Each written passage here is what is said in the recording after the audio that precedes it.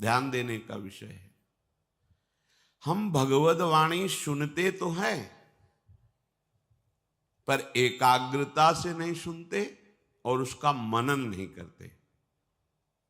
देखो, भगवान ही हैं जो अपने रहस्य को बता सकते हैं।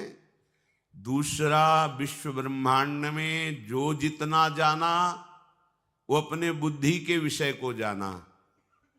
अनंत महिमा संपन्न श्री भगवान का स्वरूप अगाध है, अनंत है। वो संपूर्णतया प्रकाशित हो जाए हमारी बुद्धि में, ये अलग बात है। हमारी बुद्धि उनको नहीं जान सकती। वो जितना जना रहे हैं उतना जानते जाओ तो अगाध समुद्र में अवगाहन करने लगोगे। जो ज्ञान के समुद्र हैं, प्रेम के समुद्र हैं, वैभव के समुद्र हैं, बल के समुद्र हैं। जैसे निर्मल जल भरा हुआ है पर ऊपर से उसमें काई फेन बुदबुदा है। अज्ञानी आदमी प्यास से प्यासा हुआ वहां पहुंचा, देखा यहां तो काई है, फेन है, बुदबुदा है, पानी शायद पीने योग्य नहीं है या है ही नहीं। अगर वो प्रयास करे और ऐसे करके काई फेन बुदबुदा को अलग करे तो निर्मल जल भरा हुआ है, उसकी प्यास बुझ जाए। ऐसे ही भगवान ने संसार समुद्र की रचना की और ऊपर से काई फेन बुदबुदा, सतोगुण रजोगुण तमोगुण फैला दिया और अंतः में आप विराजमान हैं। सुख शांति आनंद का प्यासा जीव जब भगवत प्रेमी महात्माओं का आश्रय लेता है और उनके वचनानुसार चलता है, चलने का मतलब है काई फेन बुदबुदा हटाना, तो इसी असत संसार में सत सच्चिदानंद का साक्षात्कार करके वो तृप्तो भवति, अमृतो भवति, सिद्धो भवति, तृप्त हो जाता है, अमृत पदवी को प्राप्त कर लेता है, सिद्ध हो जाता है। पर होता क्या है, संत महापुरुषों के समीप जाने पर भी हम प्यासे के प्यासे रह जाते हैं, क्योंकि हमें फेन बुदबुदा काई ये दिखाई देता है। यदि हम अपने श्रद्धा विश्वास को अचल करके मायाकृत रचना को हटा करके देखें तो सच्चिदानंद प्रभु ही विविध रूपों में स्फुरित हो रहे हैं। ऐसा संतों के वचन श्रवण करके हम जान सकते हैं। प्रायः दुर्गमो महत्संगस्तु दुर्लभो, पर दुर्गमो नजदीक पहुंचने पर माया फेन बुदबुदा काई का दर्शन कराती है और पहुंचा हुआ प्यासा जीव समझता है यहां तो निर्मल जल नहीं भरा है। नहीं, श्रद्धा विश्वास पूर्वक एकाग्रता पूर्वक महत्व बुद्धि उनमें, उनके वचनों में, फिर देखो तुम्हें निर्मलता का अनुभव होगा, तृप्ति का अनुभव होगा। श्री भगवान स्वयं श्री मुख से कह रहे हैं कि जब बात करो तो मेरी करो, बोधयंता परस्परम। धिक्कार है हमारे जीवन को। जगत गुरु भगवान श्री कृष्ण की भी बात नहीं मानते हम, उनकी अवहेलना अपराध करते हैं। वो कह रहे मैं सर्वत्र हूं, फिर भी राग द्वेष, मेरा ही विलास है, फिर भी मैं तू का विलास।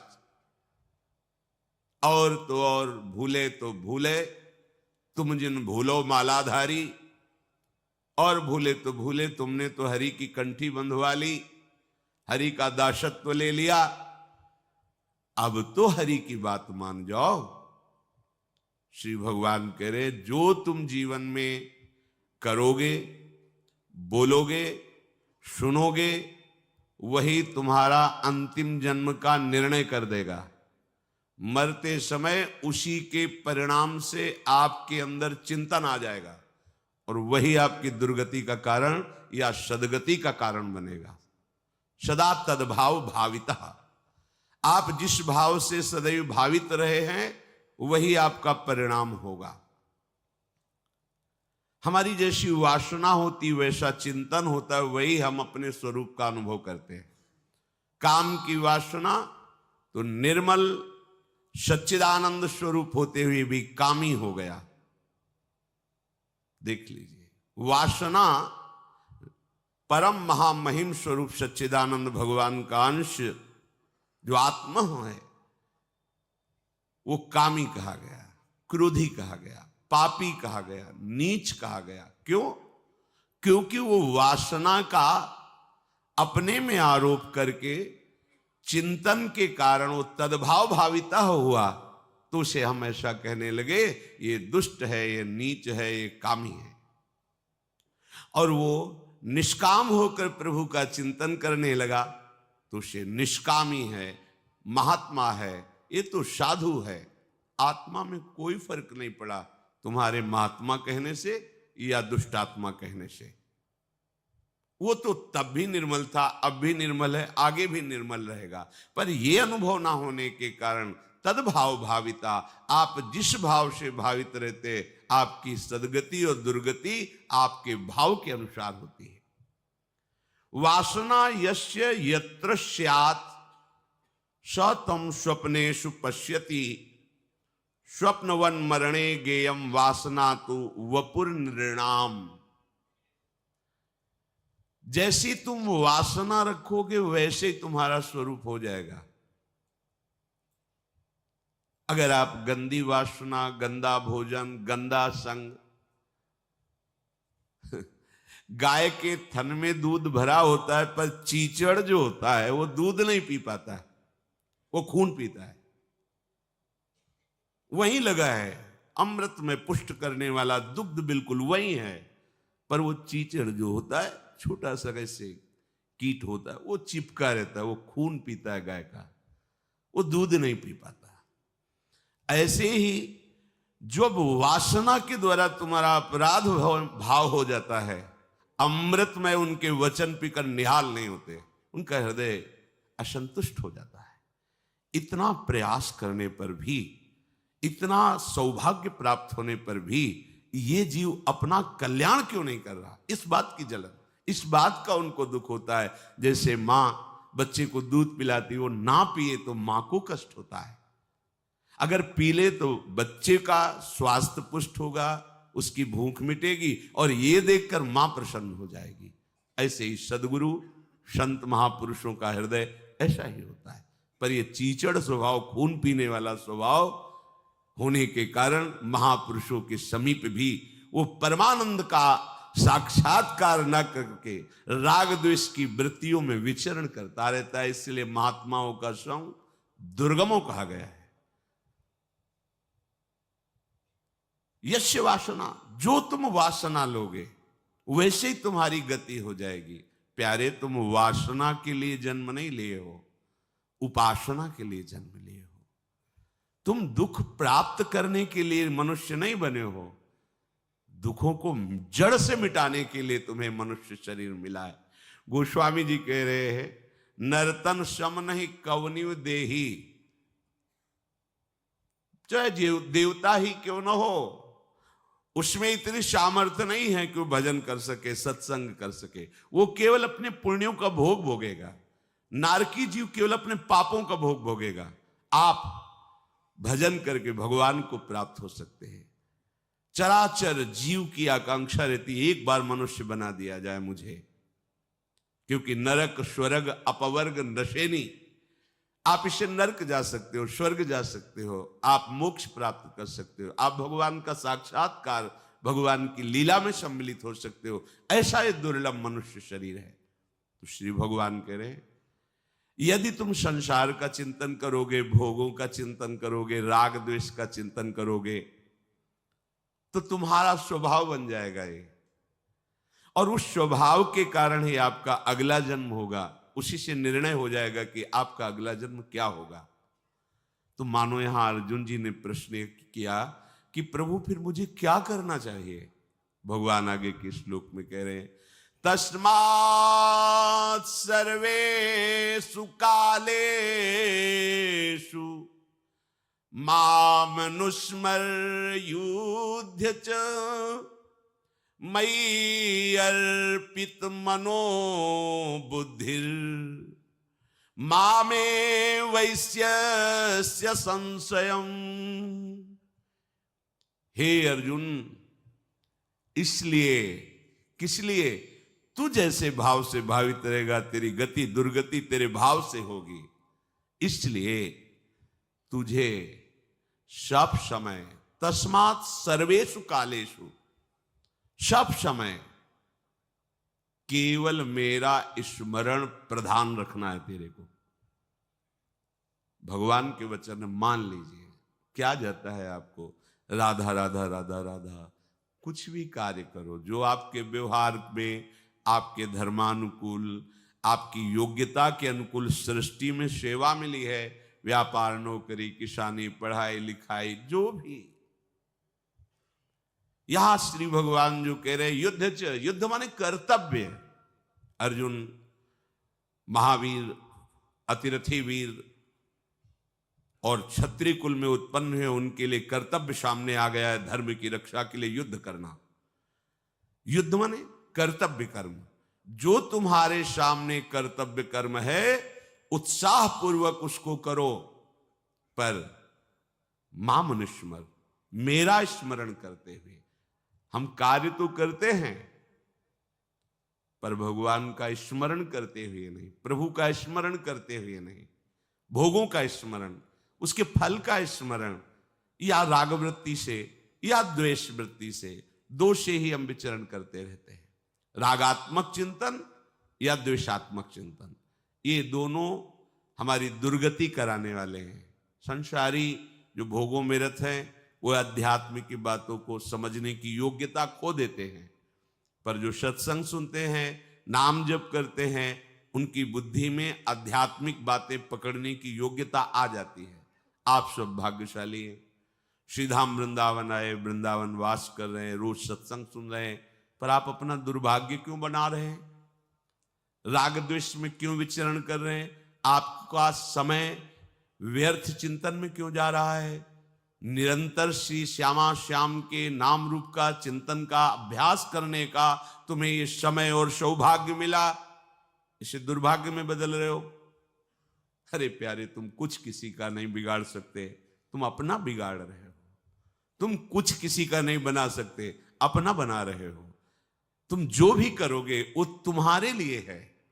तुम किसी का अमंगल करोगे तो तुमने अमंगल का महल खड़ा कर लिया है। उसकी तो एक ईंट रखी अमंगल की, तुम्हारे लिए महल खड़ा हो गया। तुमने एक गाली दी, 1000 गाली की व्यवस्था कर ली। तुमने एक को पानी पिलाया तो तुम्हें 1000 बार प्यास बुझाने के लिए पानी मिलेगा। ये यहां का सिस्टम है, हमारे भगवान का कानून है। तुम किसी निरपराध को दंड दोगे तो 1000 बार वही दंड तुम्हें भोगना पड़ेगा। तुम किसी को बचा लोगे, 1000 बार तुम्हारी विपत्ति में मेरा भगवान रक्षा करेगा। सिद्धांत को समझिए। तुम्हारा कर्म ही तुम्हारा मित्र है, तुम्हारा कर्म ही तुम्हारा शत्रु है। तुम किसी का कुछ नहीं बिगाड़ सकते, तुम किसी का कुछ नहीं बना सकते। जो कुछ करोगे वो अपने लिए करोगे। अपने को लगता है मैंने बाजी जीत ली, अमुक का विरोध कर दिया, अमुक की निंदा कर दिया, अमुक का यश गान कर लिया, या अमुक के अनुकूल हो गए। तुम किसी के अनुकूल नहीं हुए, तुम अपने अनुकूल हो। तुम किसी के प्रतिकूल नहीं हो, तुम अपने प्रतिकूल हो। अर्थात आप जो भी चेष्टा कर रहे हो वो लौट कर 1000 गुना आपको मिलेगी। यहां का सिद्धांत है। अब आप देखो क्या कर रहे हो, और जब उसका परिणाम आता है तो भगवान से रोकर शिकायत करते हो, हे भगवान तुम बड़े निर्दयी हो, तुम्हें ऐसा नहीं करना चाहिए। पर तुम लौट के देखो तुमने क्या किया है। वही फसल तुम्हें काटने को, एक दाना फेंका जाता है भूमि में, इसी भूमि में तो अन्न राशि के रूप में इकट्ठा होता है। तुम एक कर्म करोगे, वो 1000 रूप में आकर तुम्हें दंड देगा या तुम्हें सुख देगा। तुम्हारी समझ में नहीं आ रहा। अरे खेती में एक मन अन्न फेंका जाता है तो 50 मन अन्न तैयार करके देता है। तो एक कर्म भूमि है, इसमें तुम एक पाप कर्म करोगे, वो 50 बार तुम्हें दंड देने के लिए घेर लेगा। फिर कहोगे भगवान बड़ा निर्दयी है, मैंने क्या किया था। होश में शास्त्र सिद्धांत के अनुसार कार्य करो और भगवान का स्मरण करते हुए। कोई भी कार्य भगवत स्मरण रहित नहीं होना चाहिए। कोई भी कार्य कर रहे हो आप, कितना सुंदर है, राधा वल्लभ राधा वल्लभ, राधे श्याम राधे श्यामा श्याम श्यामा। महान संत हो जाओगे गृहस्थी में रहते हुए, आनंद की धारा फूट पड़ेगी, शरीर छूटते छूटते तुम्हें भगवान मिल जाएंगे, जन्म मरण का क्लेश मिट जाएगा। पर हम प्रपंच को सत्य मानकर भगवद वाणी, संत वाणी, गुरु वाणी की अवहेलना करते हैं। हम सुनते थे पहले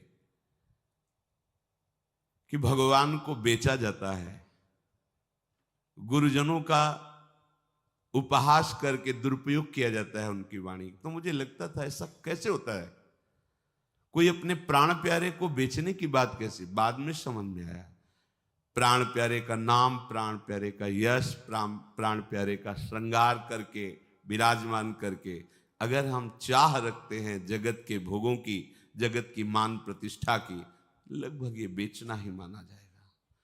ये होता है प्यारे को रिझाने के लिए। गुरुजनों की वाणी को बेचना, गुरुजनों की वाणी का दुरुपयोग करना, गुरुजनों की अवहेलना करना, ये कहां तुम्हें पहुंचा देगा, कहां पहुंचा देगा। अनंत माताओं जैसा वात्सल्य लिए भगवत प्रेमी महात्मा जन आपके कल्याण के लिए अपने एकांतिक चिंतन को भी गौड़ करके तुम्हारे बीच में उपस्थित रहते हैं। उनको तुम्हारी आवश्यकता नहीं है, तुम्हारे मंगल के लिए वो बोलते हैं, तुम्हारे मंगल के लिए उनकी सारी चेष्टा होती है।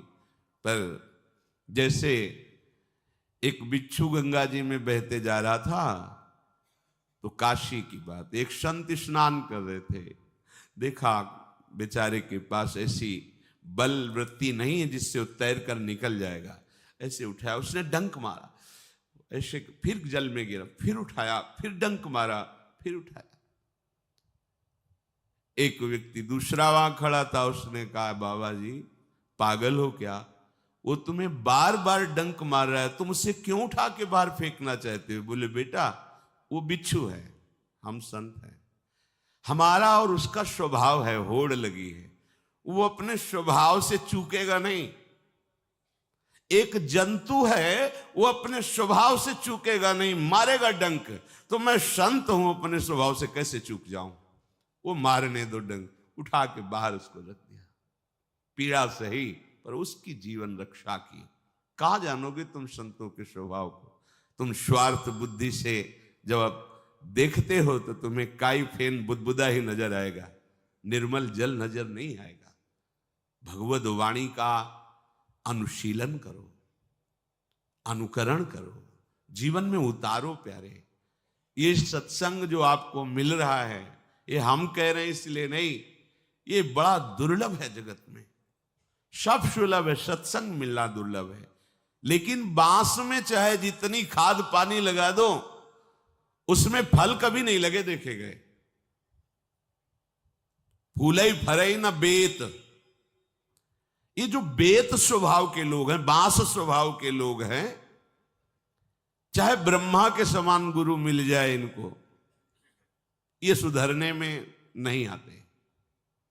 जो गुरु मिले बिरंच सम, मूर्ख हृदय न चेत। जो गुरु मिले बिरंच सम, फूले फरे न बेत, यद्यपि वर्षे सुधासम। अगर अमृत जल वर्षा हो तो भी उसमें फल नहीं लगेगा बांस में। ऐसे ये जो मूर्ख स्वभाव के जन हैं, रोज सत्संग सुनते हैं, 5 शब्द भी सत्संग के जीवन में नहीं उतारते, प्रपंच को सत्य मानकर उसी में विचरण करते रहते हैं, उसी को सत्य मानते हैं। आप अपने भाव को यदि नहीं बना पाए तो सत्संग क्या सुना। भाव जानते हो क्या चीज होती है। विश्व की समस्त शक्तियां एक साथ हमारा विरोध करें, पर हमारी जिससे प्रीति है उससे विचलित न कर पाए, उसे भाव कहते हैं। ये इसी भाव से ठाकुर को खरीदा जाता है, भाव से खरीदा जाता है। बेचे तो बिक जाऊं, भगवान कहते, भगत मेरे मुकुट मणि, मैं हूं भक्तन को दास, भगत मेरे मुकुट मणि। अपनो परण विशाल, भगत को पूरो परण निभाऊं, जाचे जाचूं, कहे तो बेचे से बिक जाऊं। अगर वो मुझसे कहे कि तो उसके लिए मैं भिक्षा मांग सकता हूं, मांगा बलि के यहां जाके। अगर जरूरत पड़े तो मैं उसके लिए बिक सकता हूं। कैसे कृपालु, वो आपको उपदेश कर रहे हैं, जो वात्सल्य समुद्र है। बैठा लो भैया, रोज सुनते हो। श्री भगवान कह रहे हैं, जो भी कार्य आपका धर्मयुक्त है, सत्संग सुनोगे, शास्त्र स्वाध्याय करोगे, तो आपको पता चलेगा कि आपका धर्म क्या है। नहीं तो पशु की तरह विचरण करते रहते हैं अपने लोग। पैसा कमाओ, भोग सामग्री एकत्रित करो, भोगो और मर जाओ, बस इतना ही क्रम है। देख लो ना, पैसा कमाओ, भोग सामग्री एकत्रित करो, भोगो और मर जाओ, इतना ही क्रम है बार बार। नहीं नहीं, ये क्रम नहीं है। पैसा कमाओ धर्म से, भोग सामग्री लाओ, ठाकुर सेवा में लगाते हुए प्रसाद रूप से पाओ, और जीवन जियो हरि के लिए। अब सार्थक हो गया जीवन। भगवान कह रहे, मई अर्पित मनोबुद्धिर मामे वैश्यस्य संशयम। जब तुम ऐसे चलोगे तो तुम्हारी मन बुद्धि मेरे में अर्पित हो जाएगी। कैसे कैसे समझावें? कभी कभी हार चित्त स्वीकार कर लेता है कि नहीं समझ पाएंगे, नहीं आप समझना नहीं चाहते तो कैसे समझाया जा सकता है? जब अमृत समुद्र में ही था और मंथन करके निकाला गया, चंद्रमा भी समुद्र में ही था, मंथन करके निकाला गया, तो उसमें सब जीव जो थे वो बड़ा पश्चाताप किए कि अमृत किरण विस्तार करने वाला चंद्रमा भी यही था और अमृत कलश भी यही था, और हम उसे पी नहीं पाए, पर जिसने मंथन किया उसके हाथ में लग गया। समझिए आप, आपको अमृत का सानिध्य मिला। कथामृत, लीलामृत, नामामृत, धामामृत, चरणामृत, रूपामृत। पर आप समुद्र के उन्हीं जीवों की तरह अपने को दुर्भागियों की पंक्ति में मत खड़ा करे कि बाद में जीवनी लिखी जाती है। बाद में जीवनी लिखते हैं और गर्व से कहते हैं कि मेरे गुरु की जीवनी है, लेकिन गुरु का जीवन अपने जीवन में एक नहीं उतारा। क्या होगा? ये उपहास। रहे तो समझे नहीं, गए तो समझ रहेगी नहीं। पहेलियां हैं, समझ जाओ, ये ज्यादा दिन की बाजार नहीं है। चंद मिनटों के लिए समय दिया जाता है, स्वीकार करके चल दो तो निहाल हो जाओगे, नहीं आगे अंधेरा है। अभी चांदनी है, सैया बिछा लो, अंधेरे में नहीं कर पाओगे। जहां जाना है वहां की व्यवस्था कर लो। जब काल अंधकार पैदा कर देगा, विपत्तियों का, रोगों का, समस्याओं का, फिर तुम भगवत प्राप्ति के लिए उपाय नहीं कर पाओगे। अभी संयोग है, सत्संग मिल रहा है, डांट मिल रही, सानिध्य मिल रहा है, अभी भगवत प्राप्त कर लो। आगे जब हमारे संतों के समाज में तुम्हारा मन भगवत प्राप्ति के लिए उत्साहित नहीं हो रहा, तो तुम्हारा विषयों पुरुषों के संग से क्या दुर्दशा होगी, अनुमान लगा लो। शास्त्रों में वर्णन है, ऐसा जो होता है वो महाभाग्यशाली कहा जाता है। ये चार बातें जिसके जीवन में आ जाए तो हृदय आनंद से भर जाए और नाचने का मन करे। ये चार बातें, और ये चार बातें उसी के जीवन में आती है जिस पर भगवान की विशेष कृपा होती है। जो हो चार बात एक ठोर, जो हूं चार बात एक ठोर, तो मन मीत मिले मोहन ते, वो बने रसिक सिरमौर, जो हूं चार बात एक ठोर। एक ब्रज जन्म दूजो मानुष तन, विद्या ज्ञान प्रकाश, पूर्वले की लागी लाल सो, ही भक्ति आभास। इतने हूं पे नहीं करे कृपा कहूं, तो करिए सत्संग, दया विचार भक्ति जन पेरे, रहस रंगे रस रंग। ये जिस शरीरधारी को ये चार बातें मिल जाएं, वो रसिक सिरमौर हो जाएगा और उसका मित्र होगा मनमोहन ठाकुर। ललित त्रिभंगी श्याम सुंदर अखिल ब्रह्मांडों का नायक तुम्हारा दोस्त बन जाएगा, अगर ये चार बातें तुम्हारे जीवन में हैं।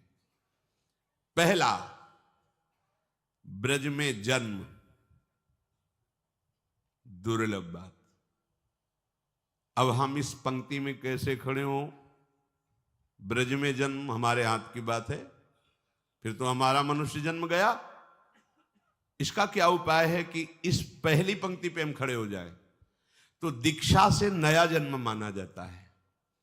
यदि वृंदावन रस का चिंतन करने वाले रसिक शिरोमणि सदगुरुदेव का आश्रय लिया जाए तो आपका ब्रज में जन्म माना जाएगा, क्योंकि आपका नया जन्म हुआ है। ये शास्त्र सम्मत बात है कि दीक्षा एक नया जन्म होता है।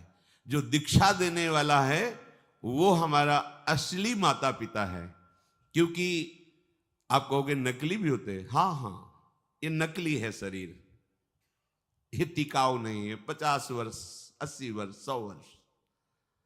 लेकिन गुरुजी ने जो जन्म दिया है वो दिव्य चिदानंद भाव देह की प्राप्ति का है, और वो अनंत काल तक प्रियालाल के समीप रहेगा।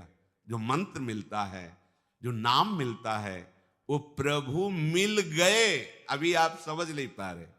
चेक हाथ में आ गई अरब रुपया की तो अरबपति बन गए, पर अभी 1 रुपया खर्चा करने के लिए हाथ में नहीं है।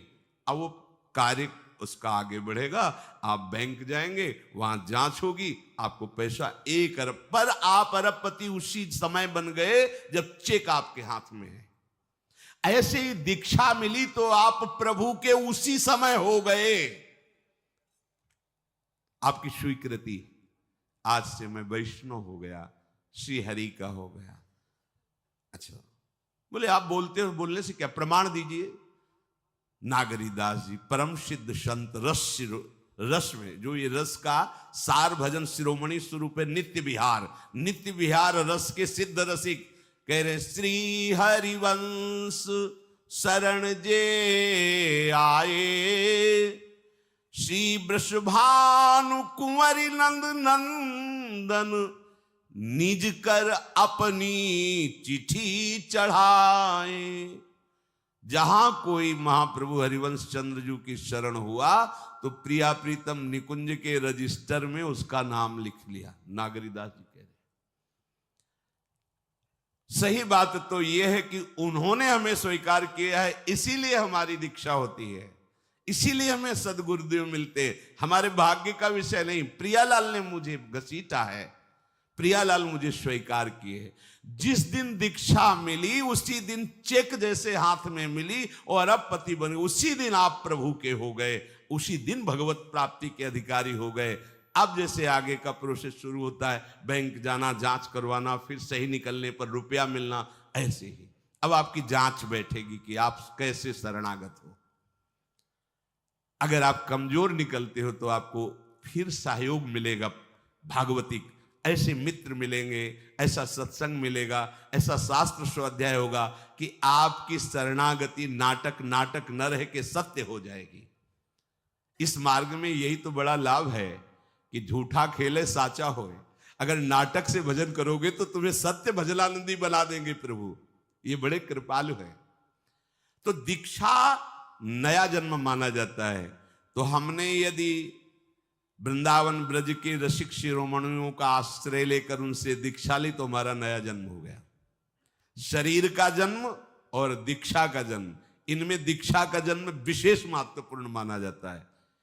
तो एक शरीर का जन्म हुआ ब्रज में और एक हुआ दीक्षा का जन्म। तो हम शरीर के जन्म में तो ब्रह्मा के विधान से चलते हैं, लेकिन दीक्षा के जन्म में साक्षात श्री हरि के विधान से चलते हैं। हरि ने मुझे जन्म दे दिया, अब हम पक्के ब्रजवासी हुए क्योंकि हमारा जन्म हो गया। क्या? दीक्षा जन्म। इसे कोई नहीं काट सकता त्रिभुवन में, ये सिद्धांत है। अच्छा, ब्रज में सुअर कुत्ता कीट पतंग के रूप में जन्मे, अहोभाग्य, महापुरुषों ने मांगा है। पर कह रहे हैं दूजो मानुष तन, और कई मनुष्य शरीर से तो हम कथा कह सकते हैं, सुन सकते हैं, नाम कीर्तन कर सकते हैं, नृत्य कर सकते हैं, प्रभु के लिए चीख चीख कर पुकार सकते हैं और हम प्रभु की सेवा कर सकते हैं। लेकिन हम पशु पक्षी बने तो हम श्री जी की सेवा नहीं कर पाएंगे, हम प्रभु का यश नहीं गा पाएंगे, हमारी भाषा पशुवत रहेगी। वो दिव्य निकुंज की बात में लगे। देखो ना, यहाँ पशु पक्षी सब सौभाग्यशाली, पर कैसा जीवन है। अगर मनुष्य जन्म है तो देखो आप बैठे सत्संग सुन रहे हो, आप नाम कीर्तन, आप पद में नृत्य करेंगे, आनंदित होंगे। मनुष्य जन्म और ब्रज में जन्म, मनुष्य जन्म ब्रज में जन्म, जन्म का मतलब आप निराश नहीं होंगे, ये सिद्धांत मान लीजिए। दीक्षा एक नया जन्म, तो हम भी ब्रजवासी। हरिराम व्यास जी कह रहे ना, हे हरि हम कब हुई हैं ब्रजवासी। तो हरिवंश महाप्रभु की शिष्यता स्वीकार की, अखंड वृंदावन वास आजीवन हरिराम व्यास जी ने किया। क्योंकि मनुष्य शरीर में विद्या और ज्ञान का प्रकाश होता है, अन्य जीवों के शरीरों में नहीं। इसलिए मनुष्य जन्म और ब्रज में जन्म, और इसके बाद तीसरी बात कह रहे हैं, हरि मिलन की लालसा, भगवत प्राप्ति का उद्देश्य। ये जो चार बातें बता रहे बड़ी दुर्लभ है। ब्रज में जन्म, मनुष्य शरीर से जन्म, और हमारे हृदय में भगवत प्राप्ति की लालसा। बोले भगवत प्राप्ति की लालसा तो बहुत कठिन है। तो अब चौथी बात कर रहे हैं, जो कृपा से कहीं सत्संग मिल जाए तो ये लालसा जागृत हो जाएगी भगवत प्राप्ति की। ये चार बातें जिसके जीवन में है, ब्रज में जन्म, मनुष्य शरीर, भगवत प्राप्ति का उद्देश्य और नित्य सत्संग, जान लो इससे बढ़कर कोई कृपा नहीं हरि के पास देने की, क्योंकि इसी में हरि बंध जाते हैं।